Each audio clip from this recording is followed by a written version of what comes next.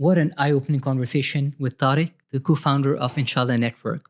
We spoke about the $4 trillion Islamic finance industry, what's in the future, and also some of the flaws with the industry. Absolutely. I think Tariq is playing at an incredible space between faith, technology, finance. A lot of cool stuff going on there. We talked a bit about some of the pitfalls in this triangle of faith, technology, and finance, but we also talked about how he's unlocking the best of these three things and making a big impact in this world. Tariq is one of those rare entrepreneurs that is really leading with his faith when it comes to developing technology, which is quite inspiring. It's refreshing, and it certainly gives a different twist to what building a company means today. So let's hear about Tariq and Inshallah, the company built in the name of God. What if we told you that one of the most ambitious Islamic finance projects in the world isn't being built in the Middle East, not being built in South Asia, not even Africa, but right out of the United States? And it's called Inshallah Network. Our guest today is Tariq Patanam, the visionary co-founder of Inshallah, a Web3 native platform rebuilding the $4 trillion Islamic finance industry on crypto rails. But this is more than just DeFi. It's about faith, decentralization, and trust. From working with apes only to staking Halal ETH and naming his entire company after a phrase that means God willing, Tariq is here to shake up what you think you know about Web3 and Muslim identity. Let's dive in. Tariq, welcome to the podcast. Thank you, Rafi. So for someone who's never heard of Inshallah Network, how would you describe it to them? So Inshallah is zero interest, decentralized finance, or as it's commonly known, DeFi. For people who haven't heard of DeFi, DeFi is essentially what they're trying to do is take everything that's been built up in traditional finance over the past 200, 300 years, since you can say the joint stock company, and put it in a way and build it in a way that's not controlled by any one party.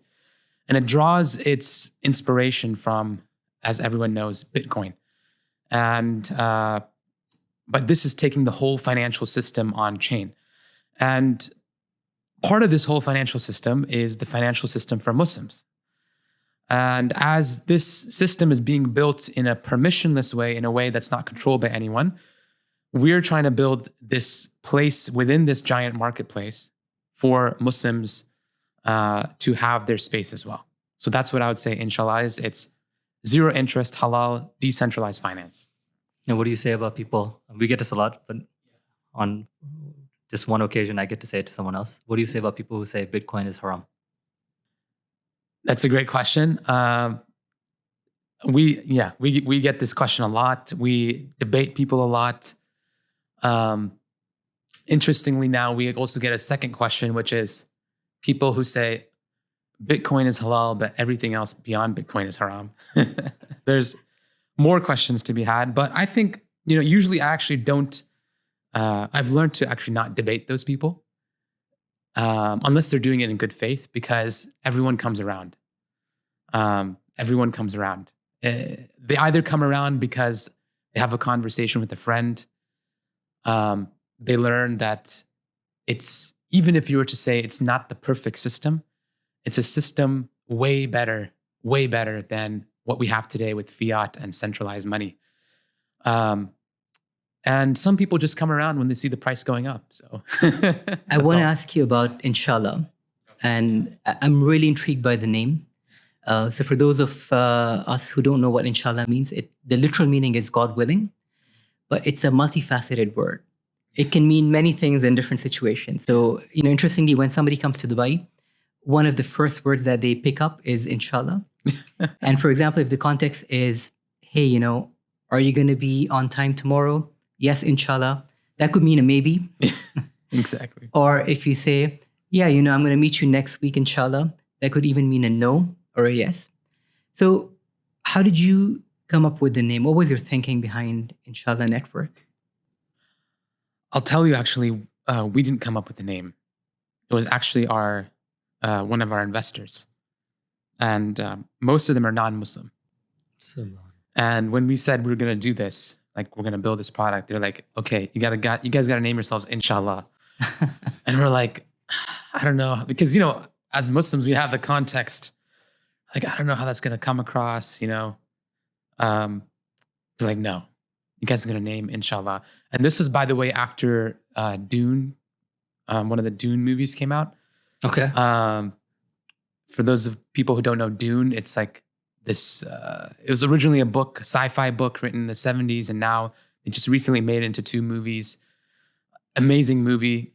Go see it. And it has a lot of Islamic themes in it, though it has nothing to do with Muslim country. It's in the future, but they talk about random things like the Mahdi. And so in this context, like everyone was like in love with these different Islamic concepts, right? And there was even a bunch of memes about lisan al-ghaib, right? Yeah. Especially in crypto, right? People would be like, oh, how's the price going up of this coin? They'd be like, lisan al-ghaib, which means like the tongue of the unseen, right? So in that context, they're like, you have to be Inshallah. And we're like, I don't know. It's like, no, Inshallah is the name. You guys don't understand. It's the name. And as we started delving more, because our product is, we have a multifaceted product. On one side, it's for what's known in crypto as degens. It's kind of a satirical name for people who are in the very front edge of crypto. And so these people love saying Inshallah. They love saying, man, I just bought this token. The price is going to go up, Inshallah. And for them, it's an expression of hope. It's an expression of like something that's a power greater than themselves.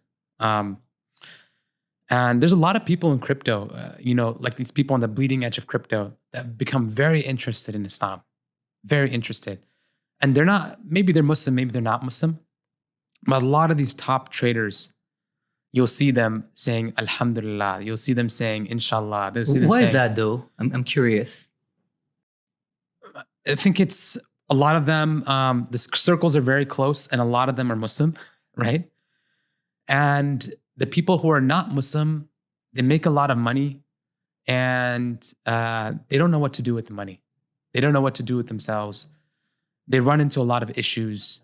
And they come out to places like Dubai and they meet people, maybe beautiful people like Rafi, like Saad, and they're like, wow, these people, they have something that I don't have, even though I have $1 million gajillion, So I can have whatever I want. I can have a Lamborghini, drive up to Burj Dubai, any. But there's a void. And yeah, any woman I want, yeah. I can buy off, sorry for phrasing it crudely, but yeah, like anything they want, but they're still not happy. And so a lot of these big traders, then they meet some Muslim who's like, look, there's something more than all this money. He's $1 billion gajillion. And they're like, yeah, I appreciate that. So there was, he's not the best example, but he's a very well-known example. What's the name? Suzu of 3 Arrows Capital. 3 Arrows Capital, very infamous guy, but, not delving into the details, but he made a lot of money. And then he went to jail and, he talks about this on a podcast, actually. Yeah. He discovered Islam in jail. Really? Yeah. I don't know about this, man. Yeah. Okay. What happened then? Like a friend told him about the Quran and he just started reading the Quran. That was the jail in what? Montenegro or something? I think it was Singapore. Singapore, okay. Yeah. And he's like, I just fell in love with like Islam and the Quran and now he he took a picture in front of the mosque in Abu Dhabi, right? It's a crypto bro thing to do. Yeah, very crypto bro thing. So there is this intimate connection between the people at the bleeding edge of crypto and the Muslim world. And I think most recently we saw that with CZ. He's out here in Dubai. He's went to Pakistan. They have this intimate understanding of the Muslim world and Muslims. And even if they don't become Muslim themselves, they have a very deep appreciation That's right. of Islam in the Muslim world in a way that I think a lot of people who just live in America and Europe don't understand. Yeah. Coming back to the name, so Yeah. inshallah, Yeah. you went with that name. Did you ever regret that? So we have one of two reactions when we meet people. They say, what's your name? What's the name of your company? And I'm like, okay, here goes. They're going to say something. So I say, inshallah. And they're either like, whoa, that's an amazing name. That's like the perfect name for you guys. And they're like, man, I wish I had a company name like that, And they're just like, they're not Muslim, by the way. The reaction that we hear this most from are people who are not Muslim. People who are at, like you said, the bleeding edge of crypto. Because everyone at the bleeding edge of crypto knows what inshallah is. On the other hand, we've had a reaction from the more institutional, like traditional Islamic finance people. They're like, that's too Muslim of a name. We might need you to change your name if you want to work with us. But that reaction comes from Muslims, you're saying? Interestingly, yes. Yeah. The Muslims will say, change your name. And the non-Muslims will be like, that's the perfect name, And I will tell you, I don't want to say it on camera, but there are crazy things that people have said that I would not even say publicly, but non-Muslims have said, just like when they're so hyped about our company. Let's talk a bit about Islamic finance. How big is this opportunity really? Massive. Absolutely massive. If you're thinking about traditional Islamic finance, that's like some estimates say 1 trillion, some estimates say 4 trillion, some say more than that, like 10 trillion. But as we said in the beginning of the podcast, that's very underselling it. Because you meet so many people, so many Muslims who don't care about Islamic finance because of the very issues that we talked about. Because they're just like, a lot of serious Muslims are like, this is just a scam. But also, Islamic finance isn't necessarily just for Muslims, is it? That's true. No, it's not. And we've met a lot of people. Okay, first of all, going back to what Rafi said, it's a very Abrahamic religion thing. It was a central tenet of the church up until, 15th, 16th century when the Medici family came up with this loophole where, interest is banned in Christianity. But they came up with this loophole that basically said, no, this is not interest. You just combined 3 different contracts and it's not interest. That was their Sharia scholars trying to make magic. Exactly. 16th century, you know what I mean? There you go, right? And the rubber stamp, That's it, bro. And then, they found other loopholes like, hey, if we have people of other faiths sell us this, they do the dirty work. And to us, it's okay. And so now, of course, there's actually a lot to learn from this downfall. Yeah. And now, of course, if you look at the majority of what's considered the Christian world, they don't care about interest. But I've talked to many individual people that are strong Catholics, that are strong, especially the Catholics, I feel like, because they're still tied to the church teaching. But even a lot of Protestants, they will say like, yeah, I never feel comfortable with the whole interest thing. And I love what you guys are doing. And I hope you can bring it to the Christian world as well. Jews, it goes without saying, they have done a better job of not doing interest, at least within their community. And so this is and then outside of those Abrahamic religions, people have understood that Islamic finance is, if implemented correctly, is a much more stable system, sustainable system, equal system of profiting. You don't get these wild swings that you saw with 2008 recession. You don't get these people, the most marginalized people in society. You also don't get to obscenely rich. Yeah. Who then no longer have to take risk in society. Exactly. Because you don't get to make money off of money. Exactly. That's one of the central tenets, right? That's it. Money cannot beget money. Exactly. It's as simple as that. Exactly. Meaning that if you already have a bunch of money, it's not fair for you to just make money because you have a bunch of. You have to And take take the zero risk, put it back in the economy, and give everyone a chance. Right? Yeah. And I think that's one of the, we have many of us live well today, right? But if you look at the people, the 90% of people in the world, I'm not talking about Muslims and non-Muslims. I'm not talking about Dubai and Pakistan. I'm talking about in America, in England, in Egypt, wherever you name it. In America, there are people on the streets. In America, there are people who have to work 3 jobs and still are dirt poor. Why is that? It's because they don't get to make money off of money, right? They don't get to have a savings account at the very least that gives them 3, 4, 5% returns. And there's even further negative extent. And they don't get to. Then the obscenely rich who no longer take risk and then influence government to make it even more difficult for them. And that's where crypto comes in, because then people are like, okay, I got to catch up 10 years of wealth I got to make in 1 month. And then that's where we get to where we are today. You know what I mean? Exactly. Yeah. Exactly. So they're left no choice. And it's a crazy system, right? And there are a lot of good YouTubers out there, good content creators talking about this. Most of them non-Muslim, actually. When you get to the crazy rich, they are doing things that even the medium or upper middle class or lower rich class can't even imagine, right?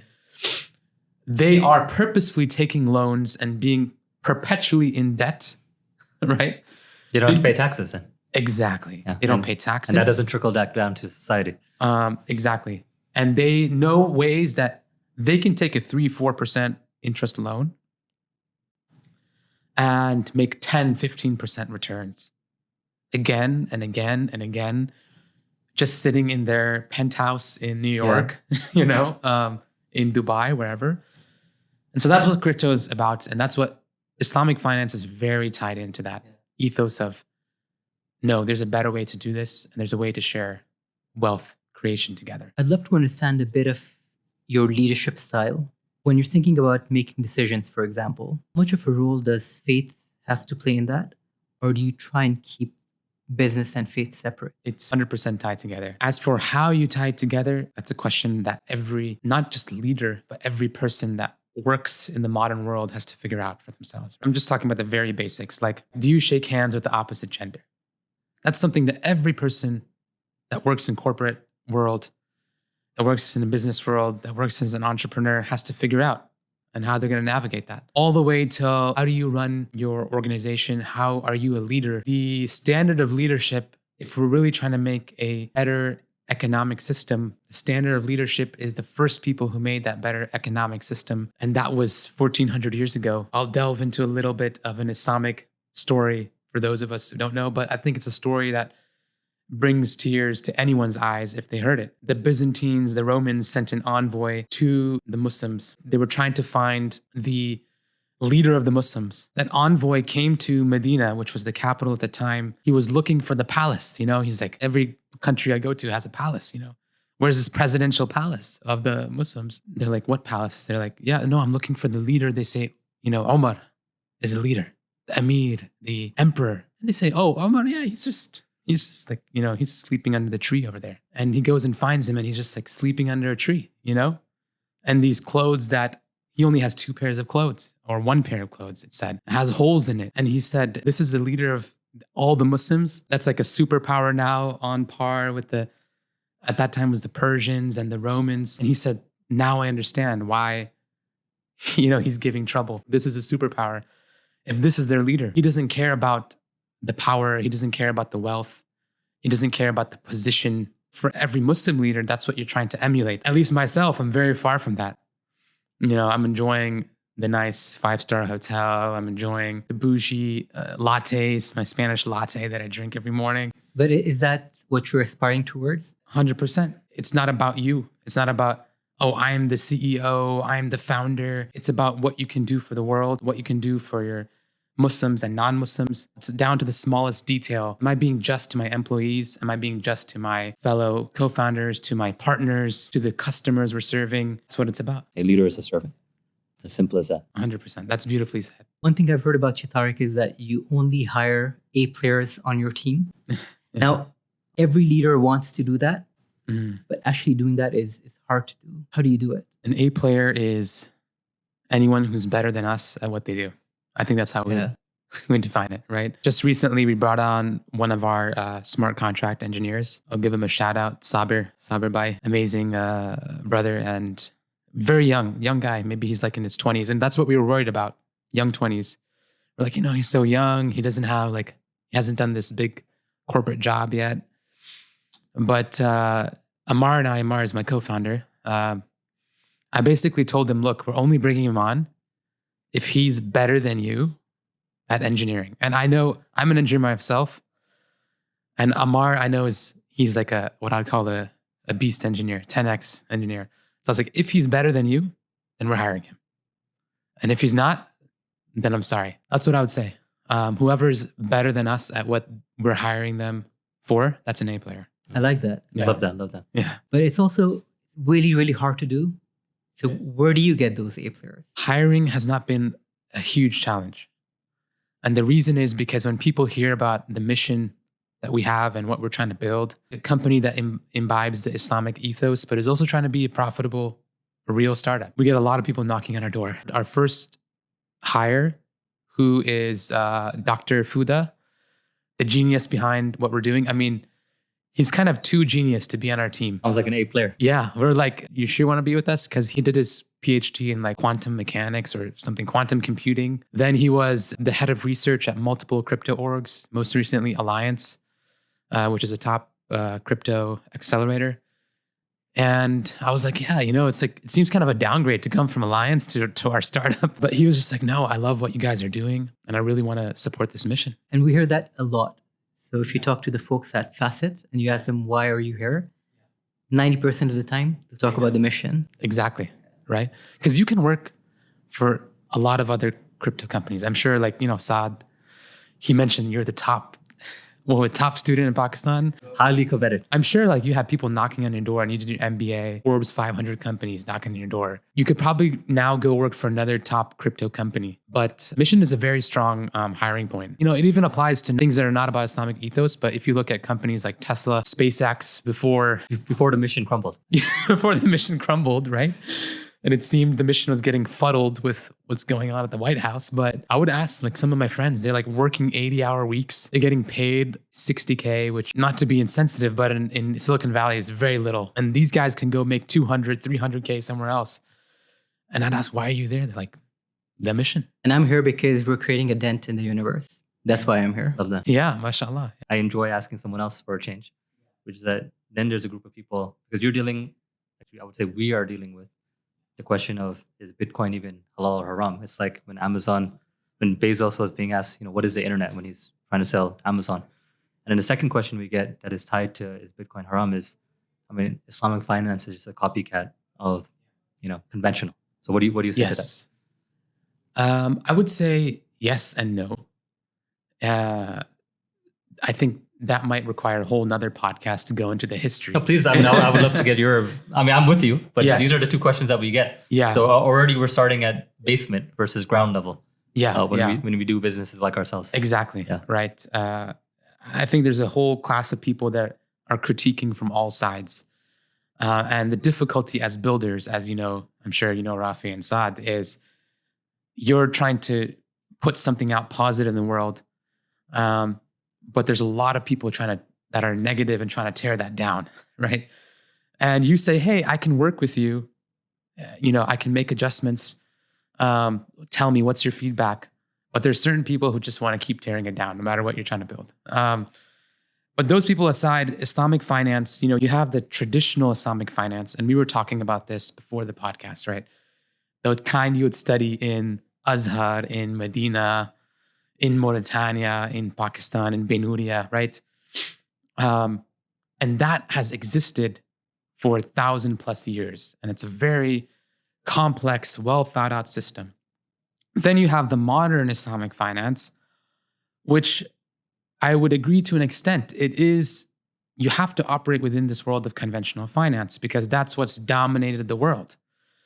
And I would say that the scholars and many sincere builders have done their best possible effort to build something in this system that is from the ground up is built on interest. I'll just say that transparently. From the ground up, it's built on interest. But that doesn't mean you abandon everything and just say, whatever, Muslims are going to do everything haram. It's okay. Just take interest, do whatever you want. Scholars and sincere builders did their best possible effort to build within the system. And I think it started, in the 1940s and 1960s. Some say in Malaysia, some say in Egypt. But now I think with Bitcoin, with crypto, there's a chance that we don't have to build within the system. We can actually build our own system and achieve things that, with the help of these scholars that put their sincere effort, achieve things that weren't achievable in conventional finance. Look, I mean, I want to just really unpack that a bit more, because there's a lot here. And I think to take a kind of a global view and a historic view, pretty much all Abrahamic faiths at one point or another has banned interest, right? And from that perspective, the effort that our scholars have done in the modern era to revive the Abrahamic tradition of no interest has been phenomenal, right? So from that macro view, it's been phenomenal. And I think it's actually underappreciated in the global sense that what Muslims have revived from an Abrahamic tradition perspective. That's number one. But I think number two, from a micro perspective, to be very honest, and we've brought this up in this show before, recent, quote unquote, advancements by Sharia scholars in this space has been disappointing. And I think this goes back to the previous question on is why do we get the question, is Bitcoin haram? Because to be honest, we have to, this is, you're a student of the deen. We're all students of the deen. We have to hold each other accountable to a certain degree. And the reason we're getting that question is that our scholars in this complex era don't have the necessary tools to make the call. So that means some scholars have to generate those necessary tools. So as you study in Azhar, there's an onus on yourself, there's an onus on all students to say, you know what, Tariq is going down this path as a DeFi entrepreneur, as a student of knowledge. We need people like yourself to unpack why Bitcoin is halal. So we don't even get the question. But I think the point I want to make, and the question here is, we must ask more from our Sharia scholars. Our Sharia scholars in the modern Islamic finance recently have become complacent to rubber stamping, right? Which is why we get the sister question that Islamic finance looks like conventional finance. I don't see a difference. Because now, and here's the question, now in this era of permissionless finance where we can rewrite the rules, if we go down the path of rubber stamping Bitcoin or rubber stamping Ethereum or rubber stamping DeFi, then we've made the same mistake again. So what is your take on how we can modernize Islamic finance in this era, but with the fulcrum point being the change necessary among Sharia scholars in this space? Man, you guys ask big questions. MashaAllah. I will start first, just one correction. I am not a student in Azhar, but with scholars around Azhar, and maybe one day we'll earn that pedigree. But in terms of how do we modernize Islamic finance, there's a bunch of different things, and it's going to take a lot of discussion between us, between Sharia scholars who are willing to listen. And because I'm also studying the religion from different scholars, I've had the chance to sit down and discuss with many scholars in Saudi Arabia, from Pakistan, from Egypt, from Algeria, from a bunch of places, Turkey. And there's a lot of scholars that I'll say are willing to listen. But the number one thing is there's a gap between them. So you have these sincere scholars, these bastions of knowledge, I would say, that are sitting somewhere like in Konya, Turkey, that are sitting somewhere like in Karachi, or maybe not even in the main city of Karachi, but in like some town in Sindh, right? In in the southern parts of Algeria, and I've talked to them. And many of them, I just sit with them for 30 minutes, an hour, explain Bitcoin. And they say, yeah, it's halal. There's no problem. So I think it's actually just a one sense, it's just a communication problem. And the second sense, I also think it's a communication problem with people. And this is why I think it's an amazing effort that you guys are doing here with the podcast. People have different understandings of what Islamic finance is. People have been burnt by Islamic finance. People have sometimes come to a conclusion that Islamic finance is a scam. And that has turned them off from everything. It's turned them off from scholars. Sometimes the religion itself, to be honest with you. The religion. Yeah. It's turned them off from companies like ours, right? And so I think that's a second communication issue. And for that, it's going to take a lot of effort. I don't know how it's going to, be solved overnight. But you guys are doing this podcast. We have gone into masjids literally before and said, let us just explain why crypto could be good for Muslims. What kind of reaction do you get when you do that? All kinds of reactions. Some are very interested. They want to learn. They want to buy crypto right away. And I said, they're like, give me all the tokens that we should buy. I'm like, I think you should understand first, maybe just buy some Bitcoin, some Ethereum, Solana. And some have come up and said, literally, no, how can you say this? You are ruining the Muslim Ummah. They need to just be in the dollar. The dollar is the best currency. I said, brother, why is the dollar the best currency? They said the dollar is backed by the US military. And I'm just like, brother, you know what the US military has been doing all over the world to your own country, Whichever country, maybe you're from Pakistan, maybe you're from some Yemen. scholars say Bitcoin, a very famous scholar that both you and I know has said Bitcoin is haram because it's not backed by government. When the reality is that governments can no longer be trusted. Governments are made of people, and people at these positions aren't always ones to be trusted, right? Exactly. But that's the irony of the situation. Yeah. That is the irony. And that gets down another rabbit hole as well, right? Which is, how do you trust scholars? Which scholars do you trust? And I'm a big advocate for every person in this modern day and age should have a minimum level of competency. To have the tools to decipher. Yes. Basic tools, absolutely. And I think you can appreciate that as well because you've been studying the religion as well for a long time. It doesn't take more than 30 minutes to an hour to learn what is basic Islamic finance. And I'm talking about the traditional one. What are the elements of a contract? What is the definition of riba? What is the definition of gharar? And then you go out in the world and see. And I would just add one thing, and why that's good for society. Why that's good for society. So these three, just three pillars of Islamic finance. It's not very complex. But what people miss is that these are the three pillars. And this is where all of humanity would benefit if we adopted these three pillars. Exactly. And, I'm going down another rabbit hole now, but I think I'm talking now to the Muslim community, underestimate the value of Islamic finance. One of our scholars, Sheikh Farrukh Habib, he is also kind of a student of Mufti Taqi Usmani, and he told him once, that to think about a issue in Islamic finance, for me, I have a greater need to it than going to the restroom.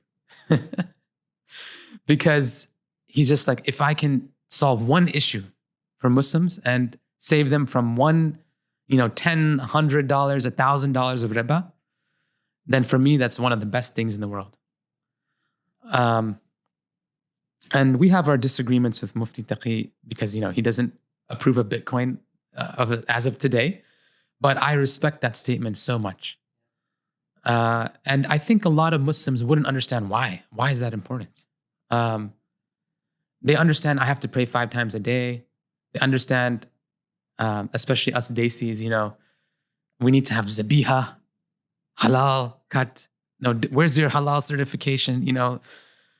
But if you're eating interest, all of that doesn't matter, in some sense. Like it's all just I mean, it's the basic. yeah, It's at the base layer. exactly. Food and money. And when you say that the basics of learning Islamic finance are easy, they're not that complicated. Yeah. For someone who's listening to you right now, what are the resources where they can learn about this? That might be the harder part, but I do know. Maybe Facet is running some courses, but I know Islamic Finance Guru.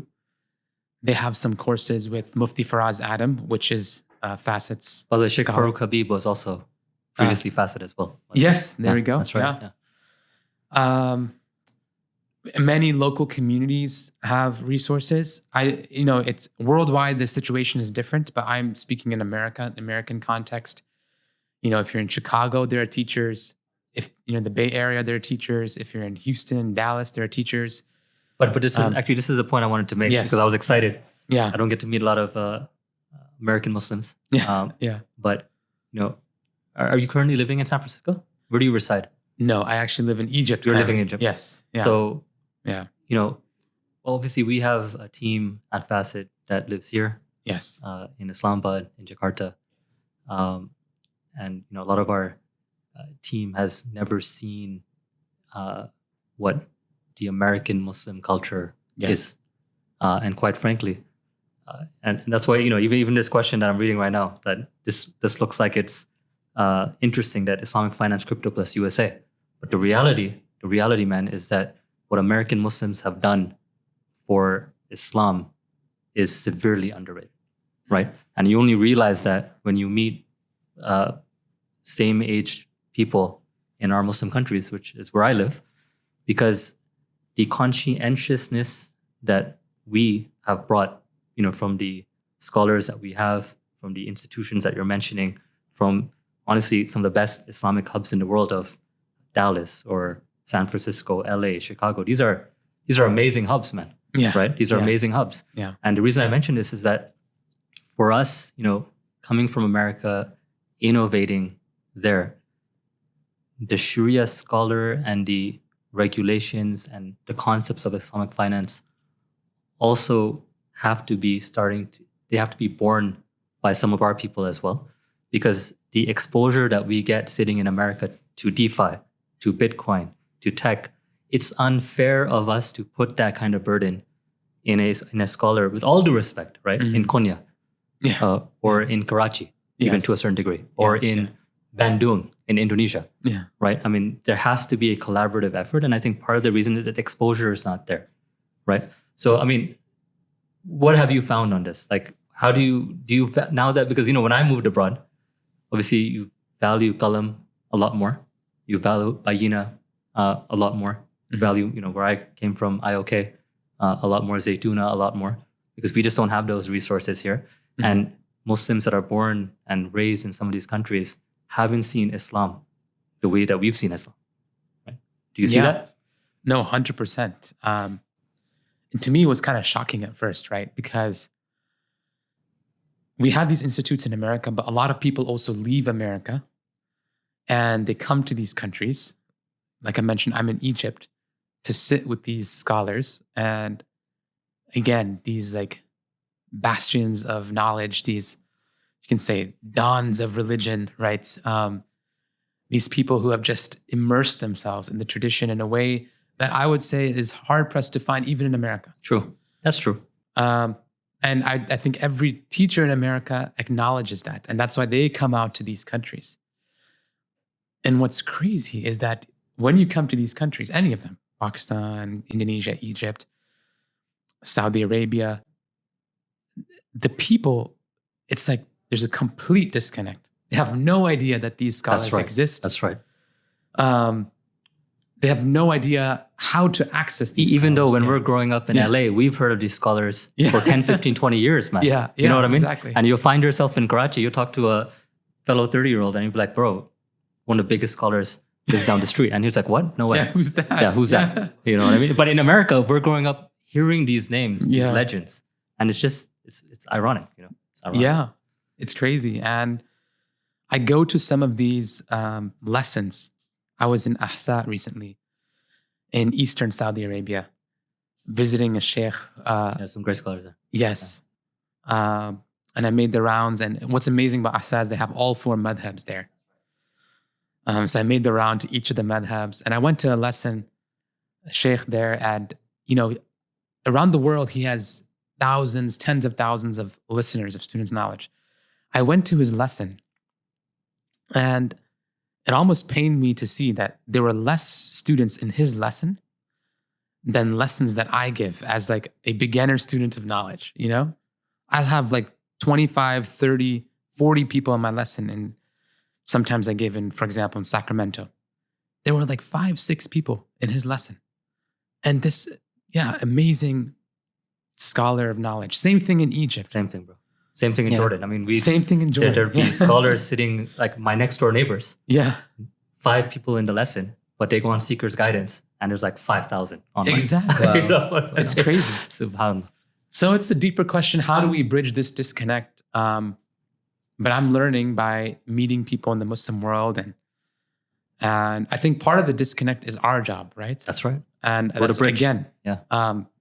You guys are doing an amazing thing with the podcast. I hope to see more courses, like, hey, here, just do a basic Islamic finance course. Learn your basics of Islamic finance in 1 hour. Yeah. Yeah. We do have a monthly event. It's called Invest and Connect. Okay. And the idea is that we connect with people in person Nice. and share some basics Oh, with that's them. here in Dubai. In Dubai Okay. and also in Pakistan.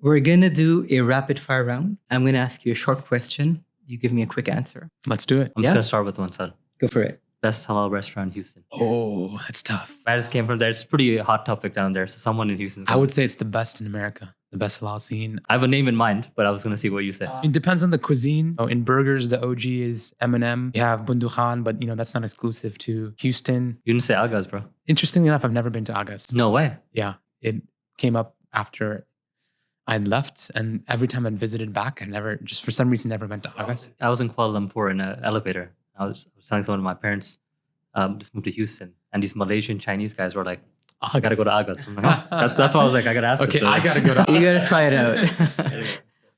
What's one Islamic value every entrepreneur should adopt? Islamic value. Mm-hmm. Every entrepreneur, I would say, humility. Yeah, humility. Just be willing to learn from anyone. I think even be willing to learn from a rock, right? And you'll go a far way if you have some humility. What's the worst advice that you ever got in crypto? Launch a token tomorrow. They're like, yeah, just launch a token and you can raise 100 million and we'll list you on OKX and Binance and whatever.